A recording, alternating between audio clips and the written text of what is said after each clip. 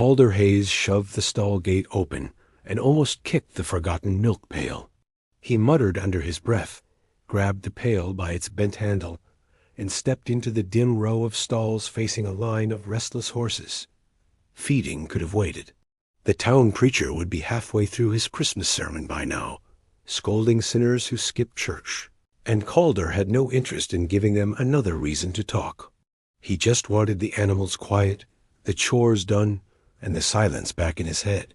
Before we jump back in, tell us where you're from. If this story moves you, please subscribe. Tomorrow, I have a special story for you. A hoof thudded against old wood, jolting him out of the thought. Dust sifted from the rafters.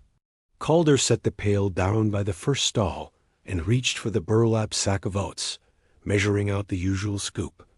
Routine, muscle, and memory.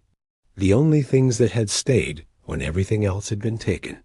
The bay gelding snorted into the feed, breath warm against Calder's palm. "Easy, Jasper," he murmured, patting the horse's neck. "Ain't nobody starving on my watch." The words had barely left his mouth when he heard it. Not the rustle of hay or the scrape of a hoof. Not the flutter of pigeons in the rafters. Something thin, sharp, and wrong in the barn. A sound that had no business here. A cry. It came again, higher this time, raw as a torn nerve. Calder's shoulders went tight. For one breath he stood frozen, hand pressed to Jasper's neck, heart trying to pretend it hadn't heard anything at all. Then the sound wobbled through the half-light again, cutting past every wall he'd built inside himself. A baby, his chest clenched around a memory he refused to name. He forced air into his lungs and moved, boots crunching through old straw as he followed the sound. It wasn't coming from the stalls, not the tack room either. It was tucked deeper, near the back of the barn where he stored the old wagon and crates of tools he didn't use anymore. Another cry shivered through the space. The horses shifted uneasily, ears flicking.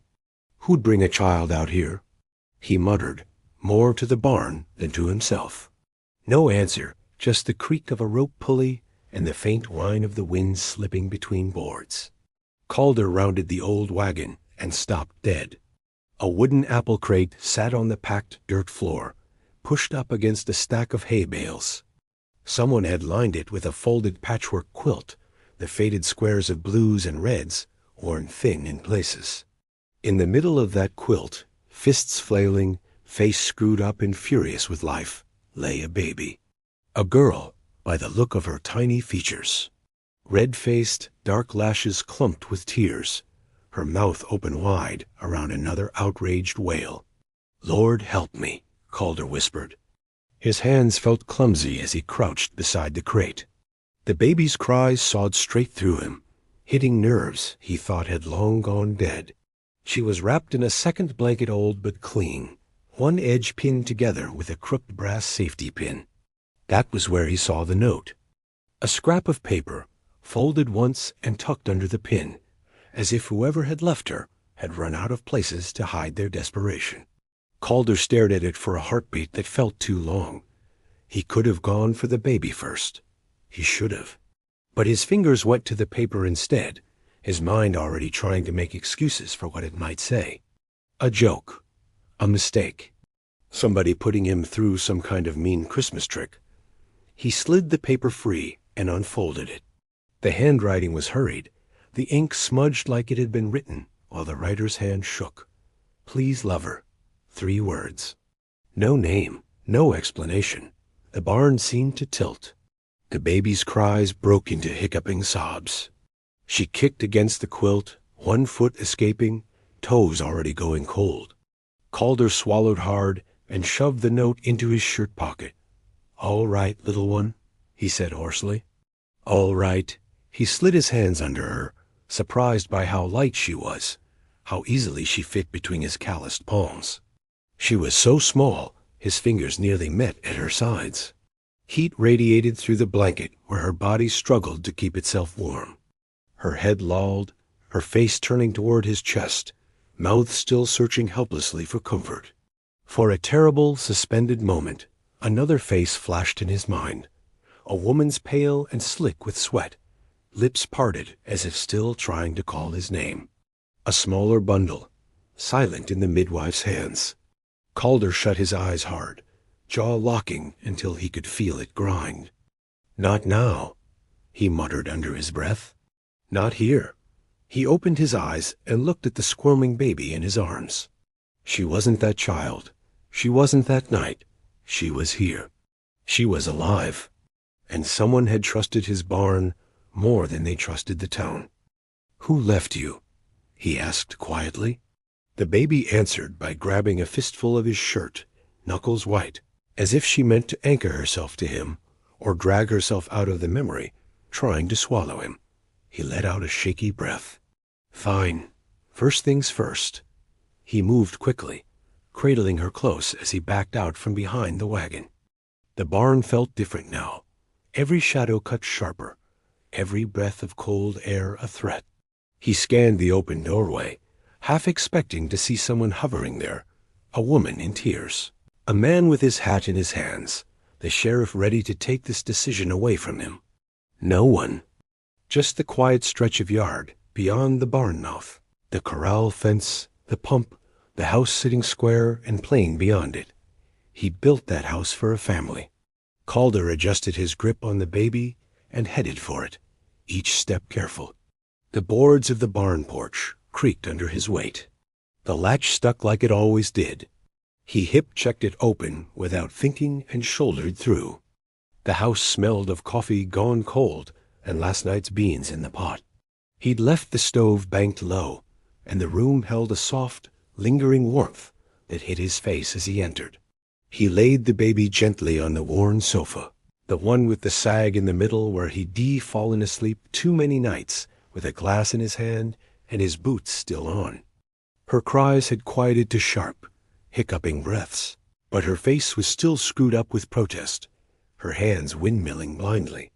All right, Calder straightened, pushing a hand through his hair as his brain scrambled through what he remembered about babies. Not much. Screaming, feeding, rocking, and that was from the outside, before he'd ever thought the inside of a nursery would belong to him. He cursed softly under his breath. Milk. Babies needed milk. He strode into the small kitchen corner, grabbed a cleanish tin cup from the shelf, then hesitated. A cup was no good. She'd drown herself trying to drink that way. Bottles. The general store sold them, glass ones with rubber nipples. He didn't have any here. He scanned the counters, brain racing. There had to be something. His gaze snagged on a small stoneware pitcher near the stove, one he hadn't used since. He cut the thought off. Back when he'd thought he'd be pouring milk into it for a wife who'd scold him for working through meals, and a baby who would throw more than it drank. "Stop it," he muttered to himself. He grabbed the pitcher and rinsed it quickly with hot water from the kettle, ignoring the sting on his fingers. Then he fetched a clean rag from the drawer, folded it into a thick pad, and dipped one corner into the warm water to test the heat. Too hot. He pumped water from the well bucket into a pot, set it on the stove, and ladled in some goat's milk from the small earthen jug in his cooler box. As it warmed, he stared at it like he could will it into being good enough. "What am I doing?" he whispered. Behind him, the baby let out another small, offended cry, as if answering the question. "You're right," he said, voice rough. "Thinking don't feed you." He tested the milk again, then dipped the clean rag corner in it, squeezing until it soaked. Carrying the makeshift feeding cloth and pitcher, he went back to the sofa. The baby turned her head toward the smell, mouth rooting blindly. When the damp cloth brushed her lips, she latched on with surprising strength, sucking greedily. "There you go," Calder murmured. He sat down slowly, careful not to jostle her, and propped the pitcher on his knee, feeding more milk into the rag as she drank. Her small hands pushed against his fingers splaying and curling, nails like tiny half-moons. The sound of her swallowing filled the room, a fragile, determined rhythm. Something in his chest gave way. He'd promised himself, after that night, that he would never do this again. Never hold something this small and helpless, and pretend he knew how to keep it in this world. The price of hope had been too high. Yet here he was, feeding a stranger's child on Christmas morning, in the house that had been built for a family that never got to live in it. When the baby's frantic sucking slowed, Calder eased the cloth away. She made a small, indignant noise, but didn't start crying. Her eyes, a deep blue-black that might turn lighter with time, blinked up at him, unfocused but searching. She looked like every baby, and like no one he'd ever seen. He shifted her carefully to his shoulder and patted her back, remembering that much at least. After a few moments, she let out a tiny burp that would have made him smile in another life. It made him smile now, too. Just a little. "You picked a hell of a place to land, kid," he said softly. "Hope you like stubborn men and skinny cattle." A knock sounded at the door. Calder's head snapped up, body going rigid. Nobody came out this way without a reason, not on Christmas morning. Folks were in town at church or clustered around their own tables, passing thin slices of ham and thicker slices of gossip. He stood, cradling the baby close, and crossed to the door. The knock came again, sharper this time. "Hold your horses," he called, trying to keep his voice steady. He opened the door to find Lark McCready standing on his porch, cheeks flushed, gray-streaked braid hanging over one shoulder. She wore her good calico dress, hemmed damp at the edges like she'd walked fast through dew or worse. "Morning, Calder," she said briskly, eyes already scanning past his shoulder. "You weren't in town. Preacher made a pointed mention of absent souls, and I figured either you'd finally drunk yourself to death, or—" Her words trailed off as she saw the bundle in his arms. Lark's weathered face softened in an instant. "Oh." Calder shifted, suddenly self-conscious. "Lark." He cleared his throat. "Got company. So I see." She stepped closer without waiting for an invitation, the familiar smell of lye soap and sage drifting in with her. "Let me look at her." Calder hesitated, then turned the baby slightly so Lark could see her face. "Well, aren't you a fierce little angel?" Lark murmured, lines at the corners of her eyes deepening as she smiled. "Look at that scowl." "She's already judging us." The baby stared up at her, one fist still tangled in Calder's shirt. "Where'd she come from?" Lark asked, voice low but direct. "Barn," Calder said. "Apple crate by the hay bales. Wrapped up in that quilt I used to keep in the tack room. Whoever brought her knew my layout." Lark's eyes flicked to his. "And left nothing?" He swallowed, fingers brushing the crackle of paper in his shirt pocket. "Left enough." Lark raised a brow. "She'd helped raise half the stray children in the county and patch up the other half after bar fights. Very little got past her." Calder exhaled and pulled out the note, smoothing it once against his thigh before handing it over. She read it in silence. "Please love her." Her mouth pressed into a line. "That's it." "That's it," he said. Lark looked back at the baby, then at Calder. "You know what folks will say?" "Folks always say something," he replied. "Doesn't make it true. They'll say she's yours." The words hit harder than he expected. "If she were mine," he said, voice roughening, "she wouldn't have been left in a barn." Lark's gaze softened, the sharpness in it melting into something like sorrow. "I know." She reached out and with surprising gentleness adjusted the blanket around the baby's chin. "Still, a woman in trouble, a man with a reputation for disappearing on Sundays, tongues wag. You know how it is." Calder's jaw tightened. "I don't much care what they say about me, but you should care what they say about her." Lark's tone was firm. Small towns got long memories and short mercy. He glanced down at the baby, who had fallen asleep somewhere between the barn and the porch conversations. Her lashes lay like tiny fans on her cheeks. Her mouth twitched now and again, like she was testing out expressions she'd use later. "She won't hear it for a while," he said. By then, I'll have figured something out. Something ought to start with the sheriff, Lark replied. You can't keep this quiet, Calder. Foundling like this, law expects to know. Might be kin out there looking for her. If her kin wanted her, they wouldn't have left her on my property. He shot back before he could stop himself. Lark's eyes searched his face. Maybe they had no choice.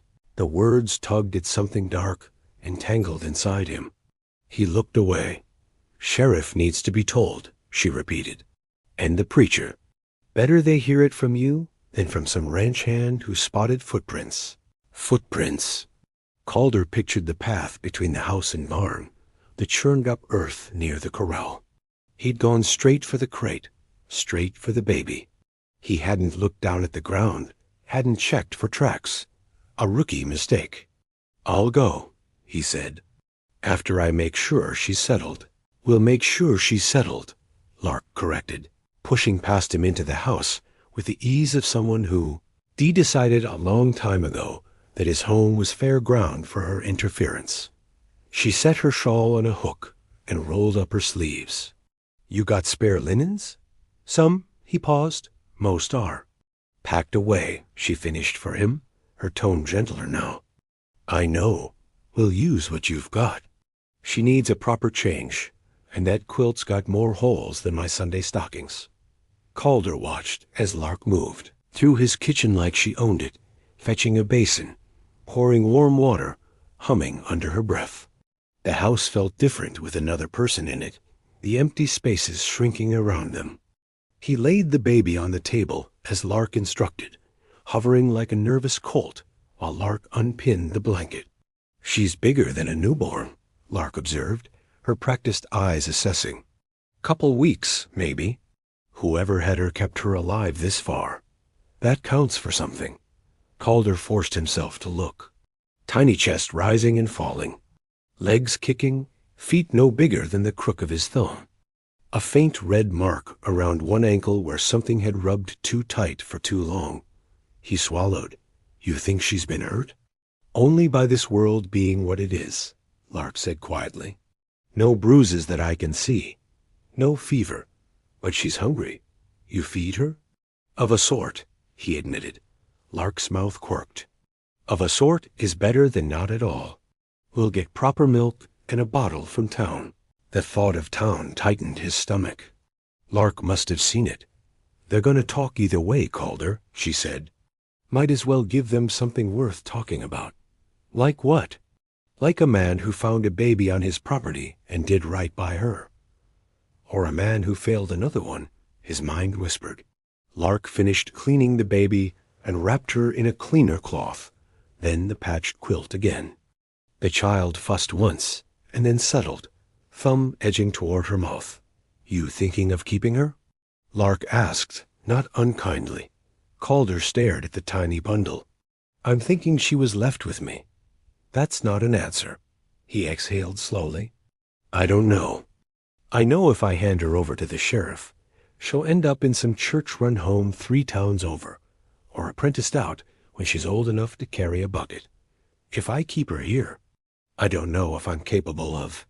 He trailed off, the words sticking in his throat. Of loving her. Lark's eyes gentled. You ever notice, Calder Hayes, that when you talk about yourself, you sound like you're describing a broken plow? He snorted despite himself. One could argue the plow's more useful. Don't be foolish. Lark picked up the baby and thrust her back into his arms. Here, hold your consequence. He took her automatically, arms forming a cradle without conscious thought. The baby sniffed in her sleep and burrowed closer to his chest. That feel like punishment to you? Lark asked quietly. Calder looked down at the weight in his arms. It didn't feel like punishment. It felt like terror, and tenderness twisted together so tight he couldn't tell one from the other. I don't know what it feels like, he admitted. Good. Lark picked up her shawl again. Means you're still capable of feeling anything at all. I'm going to fetch my buggy. You saddle Jasper. We're going into town. He frowned. You expect me to parade through Main Street with a baby in my arms on Christmas morning? I expect you to stand up straight and tell the truth, Lark said crisply. You found a child. You didn't steal the church's collections. They can think what they like. And if someone claims her? The words were out before he realized how tightly his chest had clenched around the possibility. Then we'll all cross that bridge when we see if it's built on lies or not, Lark replied. Sheriff'll post a notice. If no one with a rightful claim comes forward in a month or two, well, we'll see. A month or two. He could picture it. Nights punctuated by cries, mornings starting earlier than ever, his days cut into pieces by feeding and watching, by tiny hands grabbing at his shirt while he tried to mend fences or brand calves. And yet the idea of someone knocking on his door this afternoon and taking her away made his throat close. I'll get Jasper, he said. Good man. Lark nodded, then fixed him with a look. And Calder? Yeah? Wash your face. You look like you wrestled a coyote. He huffed a laugh. Feel like it too. When she left, the house fell quiet again. Calder stood there for a long moment, baby in his arms, the note a weight against his ribs. Please love her. He didn't know who had written it. He didn't know if they were watching from some ridge or copse of trees, waiting to see what he did. All he knew was that, for this morning at least, she was his responsibility. Come on, little stranger, he murmured. Let's go give this town something to talk about. He found an old wool coat hanging by the door, the one he'd worn when he still believed winters were for sleigh rides and not for counting losses.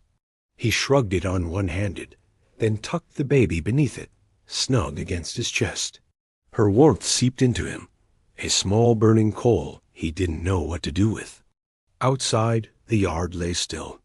He stepped off the porch, his boots thudding against hard-packed earth, and crossed to the barn.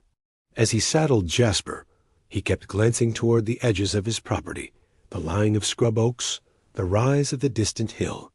Somebody had walked down from somewhere, carrying a baby and a quilt and a note, and trusted his barn more than any other roof. Why him? He swung into the saddle, careful of the small weight tucked against him. Jasper tossed his head, but settled once Calder's hand found the old familiar spot behind his ear. Easy, boy, he murmured. We got fragile cargo. He nudged the gelding into a steady lope toward town. Dry Creek's main street was already bustling by the time he arrived. Horses hitched outside the church, buggies lined up, the sound of a hymn drifting faintly into the crisp air. He could see silhouettes through the tall windows, heads bowed, hats removed. Calder's shoulders tightened. He guided Jasper past the church doors and toward the sheriff's office instead. Sheriff Amos Klein sat behind his desk with his boots up, hat tipped over his eyes. The door creaked as Calder pushed it open with his shoulder. Klein tilted his hat back and squinted. Well, I'll be. Calder Hayes in town on Christmas, and not at the saloon. Must be a miracle. Calder stepped inside, letting the door fall shut behind him. Got a problem needs addressing. Klein's gaze dropped to the small bundle under Calder's coat. His joking expression vanished. What in God's name is that? A baby, Calder said. Found her in my barn this morning. Klein's boots thudded to the floor as he stood. You'd best start from the beginning, Calder did, keeping his voice steady as he described the crate, the quilt, the note. He left out the part where his heart had nearly stopped, where old grief had clawed its way to the surface. The sheriff didn't need that. Klein listened, jaw working, fingers drumming on the edge of his desk. Let me see her, he said when Calder finished. Reluctantly, Calder opened his coat, shifting the baby into view. She chose that moment to yawn, face scrunching, one tiny fist punching the air indignantly before falling back against his chest. Klein's hard features softened for a second. Then he cleared his throat. We'll need to post a notice. Ask around. Maybe somebody saw something on the road last night. Or maybe whoever left her already skipped town, Calder said. Maybe. Klein scratched at his chin. You got any enemies with a cruel sense of humor? Enough enemies. Not sure about the humor. The sheriff snorted. Fair. He grabbed a scrap of paper and a stub of pencil. I'll wire the county judge. In the meantime, someone has to take responsibility for her. Calder felt the room tilt just a little. Meaning? Meaning she can't stay here, Klein said. Jail's no place for a baby, and the church house is full as it is. We got 3 orphans in the parsonage, and Mrs. Blanchard's brood piled in like cordwood. Only other option is sending her to the county home in Elkhorn. Elkhorn. He'd been there once, delivering cattle. He remembered the home, a squat brick building, children lined up like fence posts, eyes too old for their faces. His stomach turned. You said someone has to take responsibility, Calder said, forcing the words out. What does that look like? Klein looked at him over the top of the paper. Looks like someone signing his name to a temporary guardianship. Someone feeding her, clothing her, keeping her alive until we know more. Legal trouble? Only if you intend to sell her for poker chips, Klein said dryly. We're not talking about adoption yet. We're talking about not letting a baby freeze in a county institution while we figure out who abandoned her. Maybe they didn't abandon her, Calder heard himself say. Maybe they left her where they thought she'd have a chance. Klein's gaze sharpened. That sounds like a defense, Hayes. Just sounds like fact. The sheriff studied him for a long moment. You volunteering? Calder looked down at the baby, at the way she had burrowed into his chest as if she belonged there. He thought about the note in his pocket. Please love her. He thought about the empty house waiting at the edge of his property, about nights spent staring at the ceiling, listening to the wind and his own thoughts scratching at the walls of his skull. He thought about Elkhorn. I'm saying she's already on my land, he replied slowly. Already in my care? Seems wrong to hand her to strangers when she's barely had time to learn my heartbeat. Klein's brows climbed. That's poetry, coming from you. Don't get used to it. The sheriff leaned back. All right. You sign, you're responsible. If someone comes forward with a rightful claim, we'll sort it. If not, we'll talk again in a few months. Calder nodded once. Fine. Klein slid a form across the desk, along with the pencil. Name? Calder James Hayes? And the child? He froze. The child. She didn't have a name. Not one he knew. Somewhere out there, someone had whispered something over her when she was born. But the only words they'd written were please love her. He stared at the blank line. Lark's voice echoed in his head. A man who did right by her. He thought of Christmas mornings when he was a boy, before life had taught him how fragile joy was. His mother humming carols as she stirred pots on the stove, his father carving small toys out of scrap wood. He thought of the first tiny stocking she'd sewn for a child who never lived long enough to hang it. This day's supposed to be about hope, isn't it? He said quietly. Klein shrugged one shoulder. So the preacher says. Calder looked down at the baby. Her small fingers had found the edge of his coat, gripping it fiercely. Hope, he said. Klein frowned. What? That's her name. Calder cleared his throat. Hope. The sheriff's expression did something complicated and quickly hidden. Hope what? Calder hesitated only a second. Hope Hayes? The word sat strangely in his mouth, like something too big to swallow, but impossible to spit out. You know what that implies, Klein said carefully. I know exactly what it implies, Calder replied. And if folks are going to talk, they might as well talk about me stepping up instead of stepping aside. Klein studied him, then nodded once. All right, then. He wrote the name in his neat blocky letters. Hope Hayes. Calder signed his own name beneath, the pencil scratching across the paper. With each stroke, something shifted under his rib sphere and resolve wrestling for space. When it was done, Klein sanded the ink and blew gently. I'll file this with the judge. You take her home. Home. The word struck him differently now. Calder turned to leave, then paused. Sheriff? Yeah? If anyone comes asking about her. I want to know who they are before they step foot on my land. Klein's mouth twitched. Protective already, huh? Cautious, Calder corrected. Feels like someone dropped a lit lantern in my lap and asked me to keep it from burning the place down. Some fires are worth tending, Klein said. Now get out of here. I got carols to pretend I'm listening to. Calder stepped back out onto the street. The sun higher now, the sound of church bells ringing. He should have felt lighter, some burden shared. Instead, his shoulders felt heavier, his arms more aware of the small weight they carried. So that's how the town of Dry Creek met Hope Hayes. By the time he'd crossed the street, eyes were already on him. Mrs. Carpenter paused on the church steps, gloved hand flying to her mouth. Tom Blevins, leaning against a hitching post, let his cigarette dangle forgotten as he stared. A cluster of young women near the entrance stopped mid-whisper, their gazes jumping from the baby to Calder's face and back. Lark appeared at his side as if she'd been conjured. You sign? Yeah, he said. And she's coming home with me. Lark's eyes shone with something fierce. Good. Town's already making up its own story, he muttered. Let them. Lark lifted her chin. We'll give them a better one over time. They made it back to the buggy together. As Calder settled Hope more securely against his chest, a shadow detached itself from the church wall and stepped forward. Reverend Alden, tall and thin as a fence post, his spectacles catching the light, approached with his Bible tucked under one arm.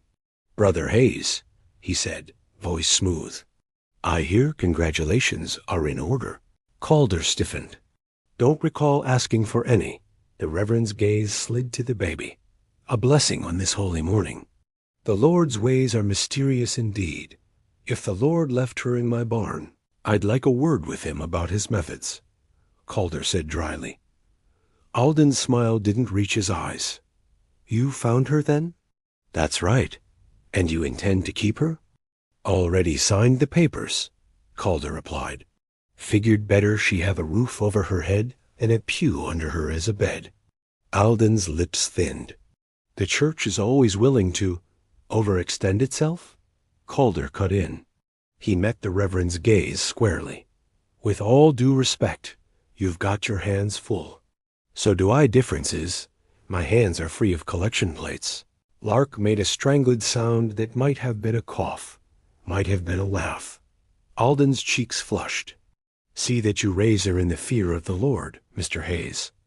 I'd rather raise her in the knowledge of kindness, Calder said quietly. The Reverend opened his mouth, then closed it again. He gave a stiff nod and retreated, the tails of his black coat snapping behind him as he went back up the church steps. Lark let out the laugh she'd been holding. You do know how to make friends. Never claimed otherwise. Calder climbed into the buggy, adjusting Hope once more. You coming? I'll drive. You hold her. Lark took the reins and clicked her tongue. The horse started forward, wheels creaking. As they left town, Calder felt the weight of a dozen stairs on his back. But under his coat, against his chest, he felt something else. Hope's breathing steady now. Her small hand caught in the fabric of his shirt. The faintest sigh as she slept, trusting without knowing what she'd been given to. That trust scared him more than any gunfight. By the time they reached the ranch again, the sun had slid down the sky, casting long shadows across the yard. Calder carried Hope inside, while Lark busied herself in the kitchen, rattling pots and muttering about men who didn't know one end of a cradle from the other. He sank onto the sofa, cradling the baby and staring at the ceiling. The house felt less like a tomb and more like a question mark. What am I doing? He asked the empty room. There was no answer, just the rustle of Lark setting something on the stove and the tiny sound of Hope's breath. Later, when Lark had left with a promise to return in the morning and a list of things he needed to buy, Calder stood alone in the doorway of the small room at the end of the hall. He hadn't opened it in a year. His hand trembled as he turned the knob. The room smelled faintly of dust and lavender. The crib he'd built stood against one wall, covered with a sheet. A small rocking chair sat in the corner, the one he'd sanded smooth for a woman who'd never had the chance to use it. He stepped inside slowly, the boards creaking under his weight. Hope stirred in his arms, making a small noise. "It's all right," he murmured. "Just ghosts." He crossed to the crib and pulled the sheet away with one hand. The wood gleamed, the carvings along the railings catching the light small wildflowers. A passing fancy he had back when he thought he need to beautify everything for the baby to come. His throat tightened. He could leave it covered. He could turn around, sleep with Hope in his arms on the sofa, pretend this room didn't exist. Or he could do the harder thing. "Guess we both deserve better than pretending," he said hoarsely. He laid Hope gently in the crib. She squirmed, face scrunching, tiny mouth opening in protest. He rested a hand on her chest, feeling the rapid thrum of her heart. "Yeah," he whispered. "Feels too big, doesn't it?" Her cries settled into soft whimpers, then faded. Her hands relaxed, fingers uncurling. He stood over her, watching the rise and fall of her chest, the way her lips moved as if tasting dreams. The note in his pocket burned. Please love her. He could care for her. Feed her, clothe her, keep a roof over her head.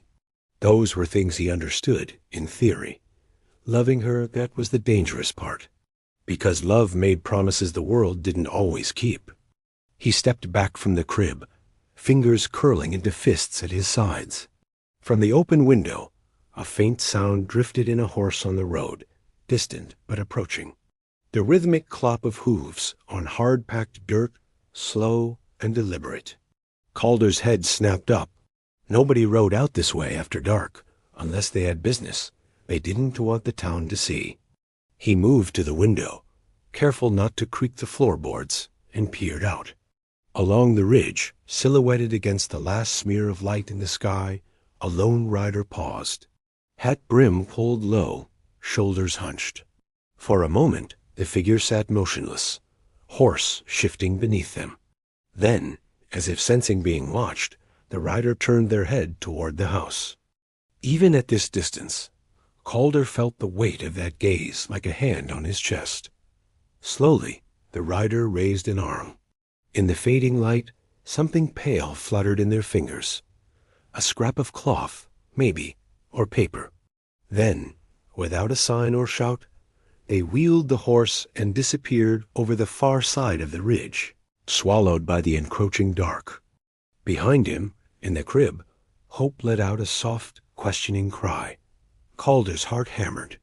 The note in his pocket felt suddenly heavier, like it had grown words he hadn't yet read. He turned away from the window, every instinct he possessed flaring to life.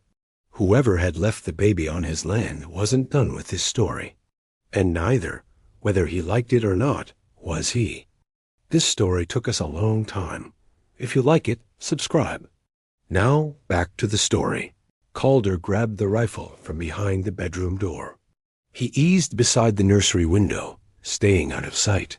The ridge where the rider had paused the night before was empty now, just a dark line against a bruised sky. Behind him, Hope made a thin sound. The urge to saddle Jasper and hunt the stranger down tugged at him. The weight of the baby in the next room tugged harder. "You don't get to be reckless anymore," he muttered. He checked the window latch and crossed to the crib. Hope's eyes were open, dark and unfocused. He set the rifle against the wall and laid his palm lightly over her chest. "We're fine," he told her. Whoever that was is gone for now. Her fingers closed around his thumb. It felt like a promise he hadn't agreed to yet. In the main room, he sat with the rifle between his knees, lamp low, note in his pocket. Please love her. The ink was clumsy, the words not. Whoever wrote them had been desperate and deliberate. He folded the scrap and waited. All night the house breathed. Every creak sounded like a boot. Hope woke twice, and he warmed milk and fed her. Each time she latched on, like the world might end if she didn't. "Easy," he whispered. Nobody's taking this from you." By dawn, his eyes burned. He had just laid her back in the crib when a sharp knock sounded. "Who is it?" he called. "Unless you've started shooting old women." "Open up," Lark snapped. He let her in. She stepped past him with a basket on her arm. "You look like something the cat dragged in and regretted," she said, dropping the basket on the table. "Morning," he answered. "Bottles," she announced, unloading glass and cloth. "Pins, diapers, things that keep babies alive when men don't know what they're doing. You didn't have to. If I left it to you, she'd be swaddled in a feed sack." Lark cut in. "How is she?" "Loud, hungry, breathing. That's the important part." Lark started toward the nursery, then stopped when he spoke again. "There was a rider on the ridge last night," he said. "Watching the house." Her eyes sharpened. "Close?" "Close enough to see the nursery window." Then they turned and rode off. "We'll look," Lark said. "After I see to the baby, and you pour more coffee in your veins." Hope protested the fussing, but quieted once Lark showed him how to use the bottle. He fed her stiffly. She didn't care. "She's got fight," Lark murmured. "That's what worries me," he said. They climbed to the ridge after, boots crunching on frost. The ground was hard, but Calder knew his land. He found the faint crescent of a hoofprint, then another, right where a rider would have the best view of his place. "Could have been anyone," Lark said. "Could have," he replied. But it wasn't. No cigarette, no scrap of cloth. Just the memory of a rider raising something pale, then vanishing. "Maybe she came back to see if you'd done right by the child," Lark said quietly. "Coward enough to leave her, caretaker enough to worry. Worlds full of both in the same skin," he answered. When the tracks disappeared in Stony Wash, Lark blew on her hands. "All right, you got your mystery. Now you need supplies." He hated that she was right. By mid-morning Jasper was saddled and Lark's buggy hitched. Hope rode tucked against Lark, yelling until sleep won. Dry Creek turned to watch as they came in. Calder dismounted outside the general store and held the door. Enoch Price looked up from his ledger. "Well, I'll be," he said. "Hayes in town before noon and not at the saloon." "Baby things," Lark said. "Milk powder, bottles, cloth, pins, anything soft." Enoch's joking died when he saw the child. "Right," he said, coming around the counter. "You'll want lanolin, too," a woman's voice said from behind a stack of fabric. "Skin dries easy out here." Calder turned. A young woman balanced a roll of cloth on one hip, dark hair braided, chalk on her arm. "Calder, Lark, this is Miss Eliza Rowan," Enoch said. "Teaches and sews, sometimes in that order." Eliza wiped her hand and offered it. "Ma'am, Mr. Hayes." Lark shifted hope and shook. "You the one putting those dresses in the window?" Eliza nodded. "Best I can with the thread I've got." Her gaze dropped to Hope. "May I?" Lark hesitated, then passed the baby over. Eliza held her like she'd done it before. Hope wriggled, then sagged with a soft sigh.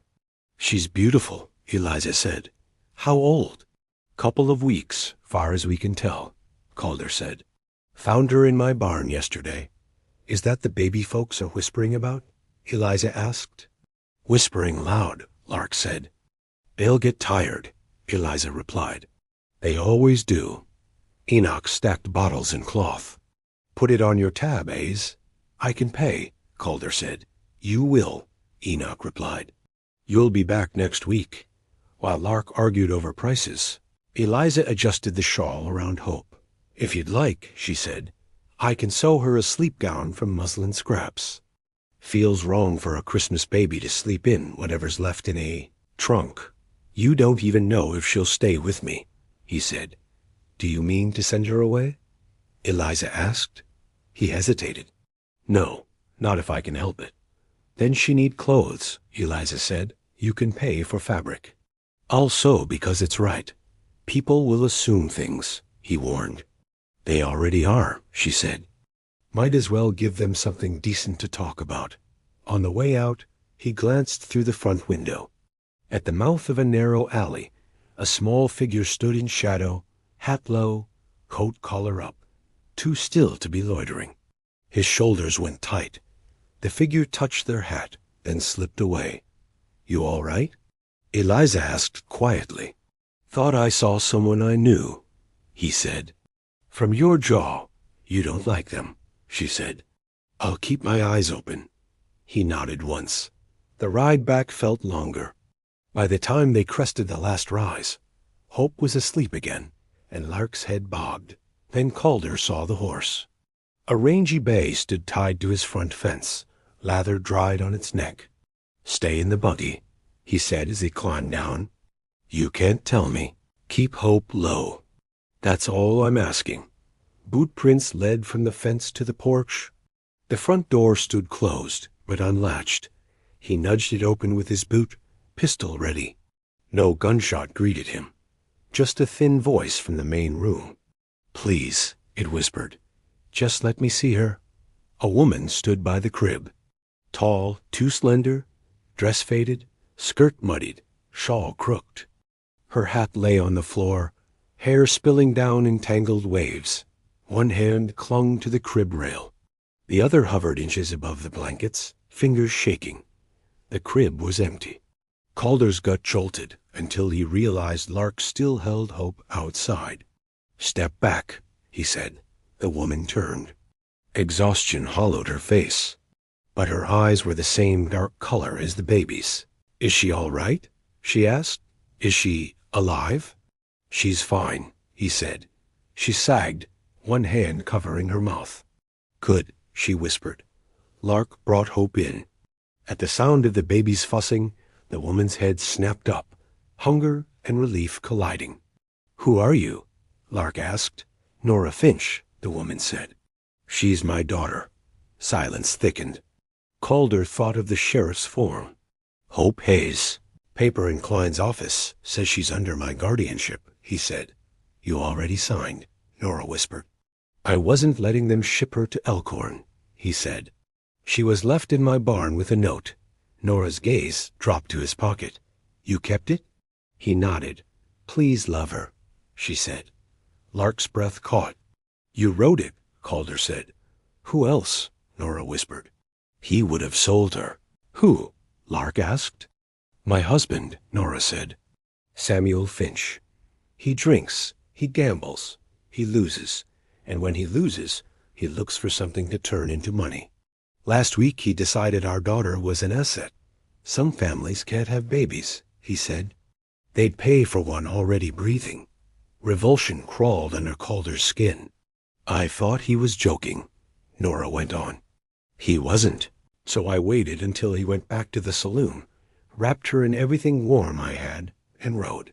I thought about the church." Bitterness twisted her mouth. "Alden would send me back to my vows faster than he'd offer a bed. The sheriff in Elkhorn plays cards with Samuel. They'd call it a domestic matter and send me home. So you left her in a stranger's barn," Calder said. "In the barn of a man who never turned away hungry kids," Nora answered. "Your name comes up more than the preacher. That's when folks talk about where to go when they run out of options." He looked away. "You think I wanted to walk?" Nora's voice shook. "I sat in that barn until my fingers went numb, trying to decide if it was better for her to grow up without me or not at all." That note was all I could fit of the truth. Lark laid a hand on her arm. "You did what you could with what you had," she said. "That counts." Nora's eyes stayed on Hope. "She looks warmer." "Law says she's under my care now," Calder said. "Hope Hayes." Nora flinched, then nodded. "You named her Hope." Her mouth trembled. "I like it. What do you want?" He asked. "I want her safe," she said. "Fed warm, somewhere she doesn't flinch at every knock." "I don't know where I fit in that." "You can't keep running," he said. "I can keep her alive," she whispered. "Not alone," Lark said. "Not with a man like that sniffing for coin." Calder looked between them. "Stay," he said. Nora stared. "What?" "Stay here," he repeated. We'll talk to Klein, see what the law can do. You'd put yourself between Samuel and what he thinks is his? She asked. I've stood between angry men and weaker things before, he said. Seems I've added a baby to the list. Nora's eyes flooded. If I stay, if we speak to the sheriff, there's no going back, she said. I become the woman who says her husband would sell their child. Maybe that kind of no is the only one that sticks, Lark said. Hope squirmed and let out a small cry. Calder stepped closer and offered her to Nora. She's been wondering where your heartbeat went, he said. For a breath, Nora froze. Then she took the baby.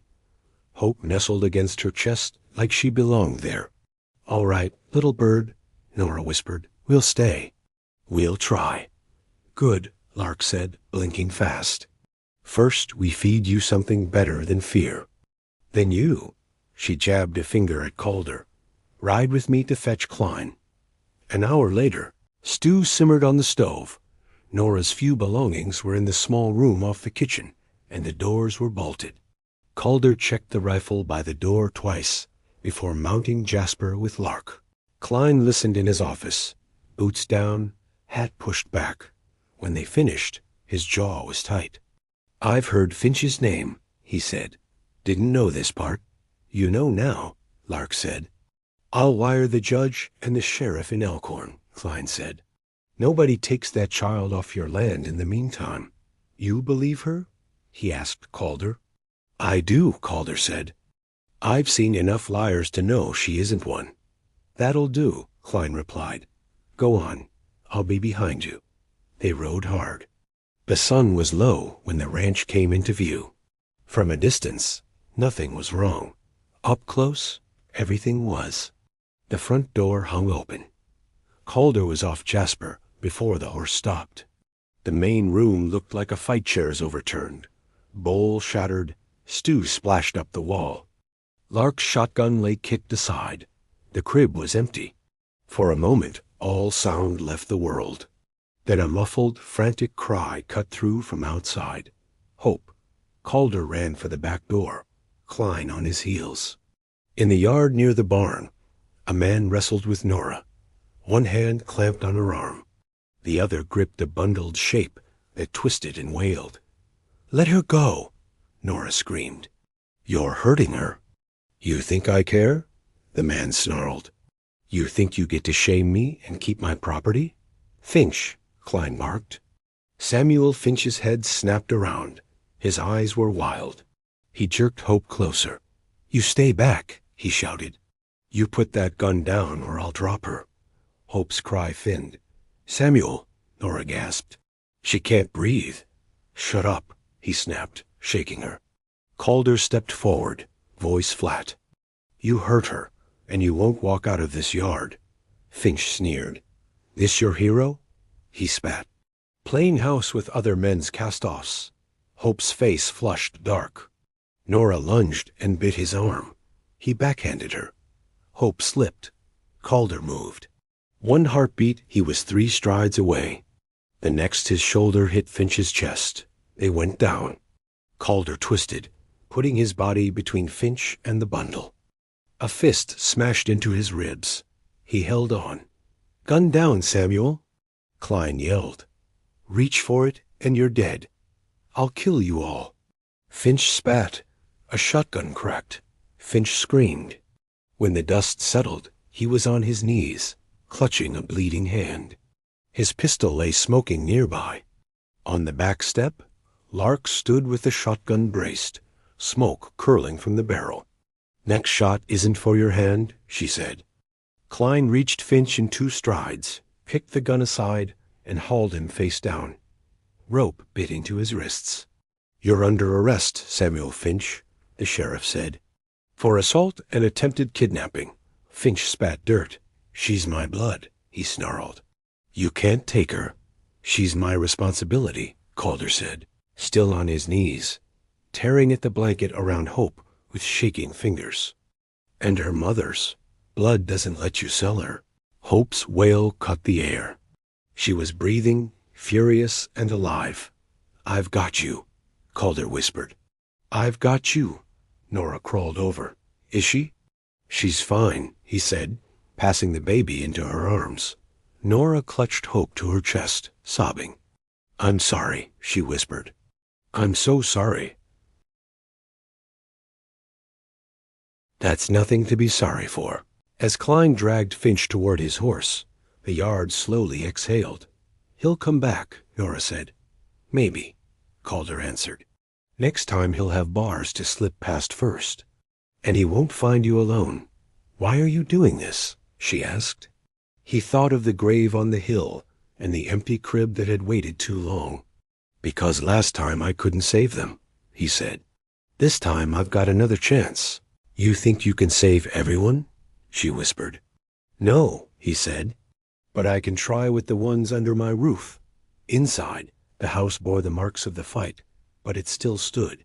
They cleaned in weary silence. Lark dabbed at the bruise on Nora's cheek. Calder scrubbed stew off the wall and swallowed pain with each stretch. Hope howled on cue. Nora fed her with the bottle, hands steadier now.